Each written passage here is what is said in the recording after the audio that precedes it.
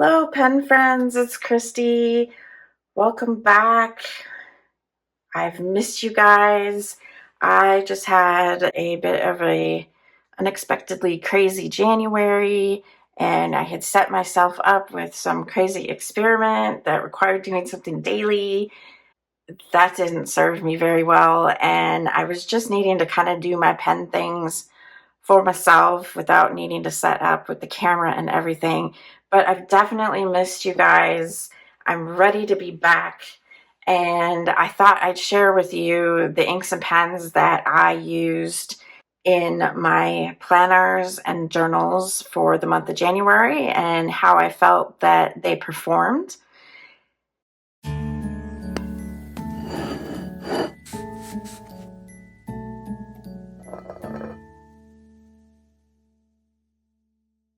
Up first, I have my Jinhao 750. This is a chonker. It's very heavy because it's a metal pen. It has a medium Jinhao nib, which is Eastern, so it's not quite as broad as a Western medium. And I thought that that might work pretty good. It did work well in terms of distributing the shimmer that is in this ink. I chose Masquerade, which was one of the Inkvent inks. In fact, 3 of my inks in January were from Inkvent and were shimmers, which was a little surprising because I was kind of done with shimmers at the end of Inkvent, but in case you can't read my chicken scratchings, I felt that the nib was a little too broad for this grid size, which is also more or less what's in my Sterling Ink Common Planner, but it would have worked just fine on like a 5mm dot grid or a 7mm lined page, just fine. I loved the distribution of the shimmer. Before I write with it, after it's been sitting, I just do this a little bit with the nib down, and then the shimmer is ready to flow again. I enjoyed it. Definitely looking forward to maybe using it in some pen pal letters here in February before I flush it out. The next ink that I chose, I put in my charcoal Lamy Safari. And this originally came with a black coated nib, and I am not a huge fan. It seems like the coating has made the nib wetter and broader, although I know Lamy isn't known for its high consistency in their nibs either, so, take that with a grain of salt. I put the Inkvent Nightfall ink in there, and that is a blue ink with kind of a teal shimmer and almost a black sheen, sort of. I loved the ink. The fine nib was pretty good. I definitely use it again. And I am curious, though, to try a Lamy Extra Fine with the shimmer and see how it does, because, you hear people talk about, not using shimmers and fines and extra fines, and I don't know that that's necessarily true. And since I'm not like a huge, like, jazz hands shimmer sort of gal, I'm fine if the shimmer is not like leaping out of the page. The third ink I used was Diamine Damson, and I think I have found my purple. It went in my dark lilac Lamy Safari, and I feel like this is a much better match than the actual, it's maybe a tad red, but I think it's a much better match for the pen than the Lamy dark lilac ink, actually. I know, hot take. This has the black coated fine on it. I was playing around, swapping the nibs around, so I don't know why I didn't put this one on its own pen, but anyway, I did find that this nib was was fatter and wetter and a bit too broad for the grid point, not too much. Now it doesn't look so here because I actually pretty much wrote this one dry. Same with this one. And the Masquerade, I actually had to refill before I finished recording my thoughts and my transcription stuff with it. Then the last ink is another Diamine. So it was a 4 Diamine month, 3 of which were from Inkvent. This is the last Inkvent ink. And it was the first one, day one, Fortune's Gold. Put it in my Lamy All-Star. And I have a medium nib on there. Again, because it's such a light ink that I felt that I would want a broader line to just dump more ink on the page to make it a little more legible and have more shimmer. Plus, this was my accent ink, so just used for special occasions and the occasional headline sort of thing. Now, I decided to try out a new rating system. We'll see how it works.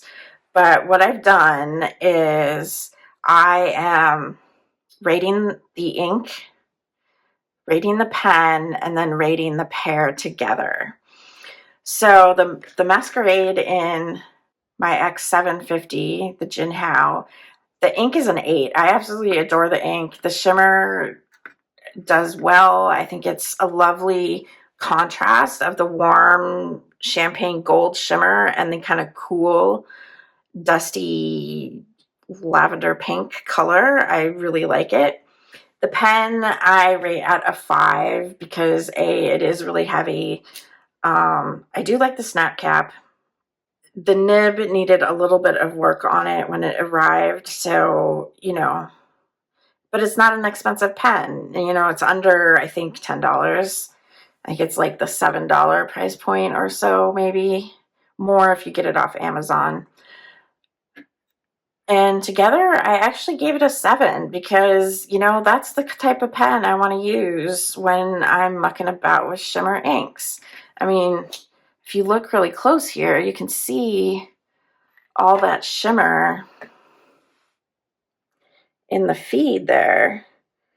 Well, I want something where I'm not afraid to pull the feed and nib out and scrub with a toothbrush, or I'm not afraid to pop it in the ultrasonic cleaner. That's what I want when I use shimmer inks. I don't want to put them in my most expensive pens, generally. There are exceptions. Thank you, 30 Inks, 30 Days in September. The charcoal Safari with the Nightfall, I gave the ink an 8. Again, I think it's a lovely, gorgeous ink. I gave the pen a 7 because it's a Lamy. It's a workhorse. It is a classic. It's affordable. Not the hugest fan of the triangle grip. It doesn't really bother me unless I decide that I want to reverse write, and then I cannot get myself to reverse write with these. And that is something that I take advantage of a fair amount in my planner. So that doesn't make me super excited. So definitely not like a 9 sort of pen. But the pairing, I gave it an 8, even though it was a fine nib. The shimmer distributed well. Again, as long as I agitated the pen a little bit before writing, it worked well. I would 100% use this pairing again.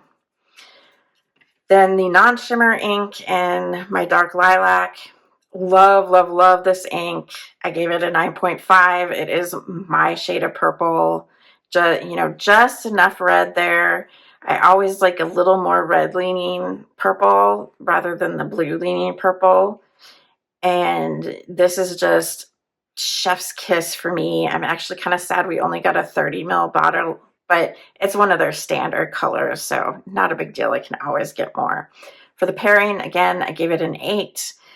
It worked fine. This is the coated nib, so it was a little too broad for me, but I think I'm going to actually Originally, I was going to try to replace all of my Lamys, but I think I'm actually going to pony up and buy some more nibs for them so that I have more extra fines to move around.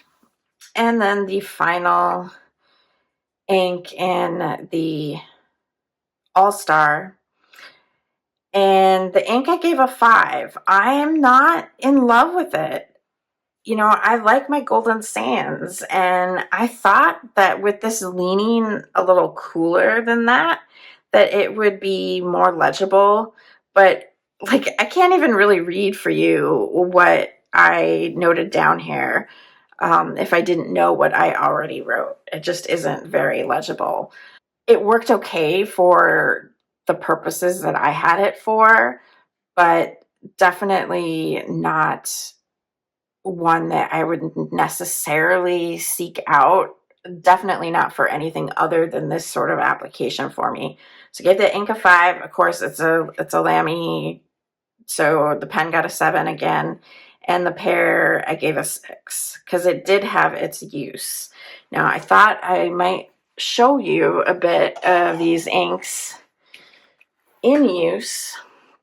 This is my A5 Sterling ink common planner, and here's my monthly. We went to the Philly Pen Show, and I used the different colors for different things. It was Amelia's birthday this month. The Damson, the purple, was my personal stuff, and the Nightfall was work stuff.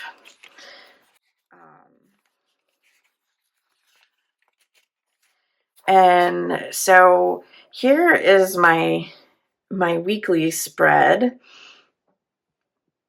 They're pretty much the same every week. Date nights, Monday and Thursday, classes that I teach, therapy, whatever. And I know the phases of the moon and the sign that the moon is in, because that's an important part of my spiritual practice. And also, I find it influences my classes. Like the people that show up to class are generally in need of something that totally correlates with the moon phase and sign. It's wacky. I would have never believed it before, but it has proven to be so helpful. Here's the week of the Philly Pen Show. I use that same washi here to kind of set it off. I seem to always have a week where I kind of like fall down on actually doing much in the planner, especially on the weeklies. But you can see the gold just worked great for noting the moon phases. Then flip back to the daily pages. So even the fine in the Lamys, I find my handwriting is not quite as easy to read. Now this is, you know, a less than 4mm grid. I think it's a 3.8 if I recall correctly. This is the Damson, this is the Nightfall, and this is the Masquerade. And the Masquerade is really like, it's dark enough to read, and it has beautiful shading. I love that. But my forms are so small that like the I's, the E's, a lot of the O's they look kind of the same. They don't have open space in them. So it's not terribly pleasant to read, which is fine. It's not, I'm still getting into the groove of daily journaling. I did sneak in some of my experiment pens in on the dailies as well. And just overall had a good time, except I'm not very good at keeping up with it consistently on a day-to-day basis. This was our Philly trip. I've been meaning to add watercolor to these little sketches of the train. We took the train up from DC and back, and that was kind of fun. And other than that, it's just my thoughts, the stuff we did, and all of that. I occasionally threw in one of my blacks too because I just wanted that much finer line. So this is, my blacks are in my Twisbees until they crack further. They all have micro cracks. I don't know how much longer they'll last. But yeah, the Nightfall was the most legible, followed by the Damson, and last was the Masquerade. Well, last was Fortune's Gold. And I'm keeping 2 ink journals. That first one I showed you was my Hobonichi Weeks, and that is pretty much a chronological capture of all of my pen and ink stuff. And then I have a Hobonichi Techo here that I am using to note even more information about the pairing performance. So I love the color from the get-go. You can see here more closely how I was starting to run out of ink because you can tell how much finer and lighter the line is in the after use versus the first impressions. And I got this idea from Simone, so this is not my brainchild. I'm doing a swatch. I'm noting the pen that I had it in and the ink down here and those same ratings. And the idea is that I can then come back and read more. And I'm using the daily thing as my as like a visual index. So you'll see under February 4th, I have Diamine Damson. And there it is, February 4th. It's Damson. And then I've been writing the pens down in the December column and just assigning them the number of the line that they're in. And so this number tells me which pen it is. So I see, oh, I used the 17 pen, so I can go back here and see that that was the dark lilac. And this is a little hint at the experiment I set out. I had prepped all the pages as though I was going to do them daily. So that's why my January stuff is in the beginning of February. But it's all good. This notebook is not meant to be necessarily a chronological order thing. It's just a gather my thoughts and opinions. So that is how I'm tracking my inks. I'm also noting them as I use them in these color spreads. So I took every other calendar and assigned a color to it. And I'm trying to kind of guess, like, to put similar colors together, but, to have cooler ones over here, warmer ones here, or vice versa, depending on the color we're looking at. And then as I use the ink, I'm noting it. And then the continuance, I wasn't able to get all my color sections in because I'm only using every other page. Because when I did the 30 inks, 30 days, the inks kind of bled through on the monthly. So then when the year's over, I'll go through and actually close these up. I'll use some adhesive dots and just make them extra thick pages because I want like proper swatches. I don't want something that's kind of starting to bleed through to impact my interpretation of the color. That is how I'm doing my ink journals. Yes, 2 ink journals for 2024.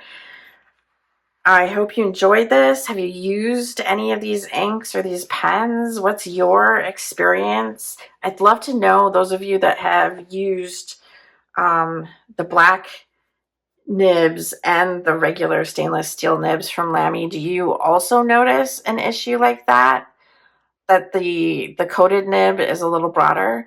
I mean, it's not a lot, but it was enough to make a difference in these sorts of grids. So anyway, thank you for choosing to spend your time with me today. It's been wonderful to reconnect and to actually record my thoughts and experiences once again.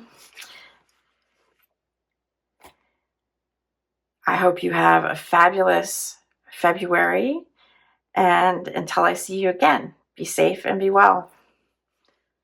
Aho, and so it is. Bye.